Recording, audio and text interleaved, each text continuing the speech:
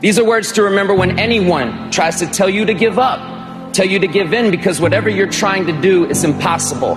Impossible is just a word thrown around by small men who find it easier to live in the world they've been given than to explore the power they have to change it. Impossible is not a fact, it's an opinion. I'm here to say you will make mistakes along the way. You will fall down. I have, many times. But what we do after that fall is how we make history. Because impossible is nothing. If you can't go through this pain barrier, you make it to be a champion. If you can't go through, forget it. And that's what most people lack, is on this, having the guts to go in and just say, I go through and I don't care what happens. You know, it aches, and if I fall down, I have no fear of fainting in a gym, because I know it could happen. I threw up many times while I was working out, but it doesn't matter, because it's all worth it. We all have varying degrees of loss and sadness and pain in our lives, and it's a necessity, honestly, because then how would we appreciate the good times and the hopeful times and all of the abundance that life has, if you go and grab it.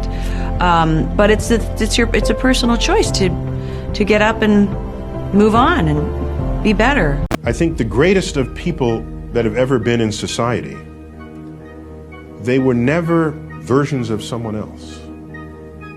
They were themselves. You don't think about Michael Jordan, the basketball player, and say, oh, he was just like this other player. No.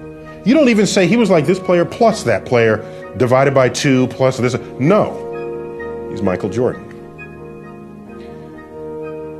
I think the greatest of people in society carved niches that represented the unique expression of their combinations of talents.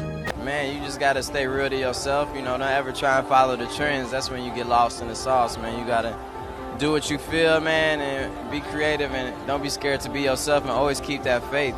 I've been in the darkest times of my life, man, where I didn't know what was going to happen, or was flat broke. Anything you could think of, man, I done been through it, and you got to be strong enough to make it through, and it just makes it that much sweeter when everything starts going right. You appreciate it way more, man, so yeah. It's easy to embrace hopelessness when things seem insurmountable. And yet, it's actually just a matter of time until all of the elements come together for things to be all right. I mean, I believe that, most difficult situations will resolve themselves if you are persistent and if you don't give up entirely. And that's what I never did. I never gave up. You really have to be very, very, very stingy with your time. Don't waste it on people that aren't like-minded. Don't waste it doing things that you know are not part of your dream plan. Don't waste time being bitter, which I know I've been argumentative. I understand the meaning of hate, because in the end, it just wastes your most valuable asset, time.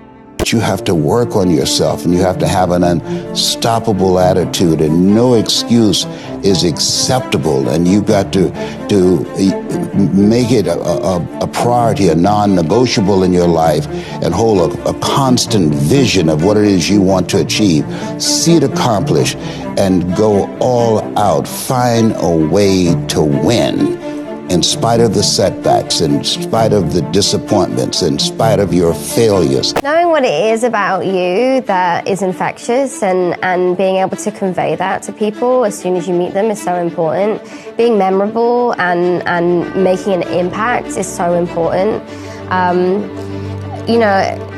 That's true for so many different lines of work, and not just as an actor, but you have to do things to stand out. You can't play by the rules, and I think that, just knowing that you're good enough and making sure that you stay on that path to be that person. It's easy to romanticize hard work, but the reality of hard work is that it is what it is, and it sucks, and it's nonstop. There is no off switch. I don't need to work hard. Like, we could leave expensive New York City and move somewhere more cost effective, and I can do nothing but watch TV for the rest of my life, and I can say that at age 37, and that's a huge privilege. But instead I work 20 hours a day because I love every second of it.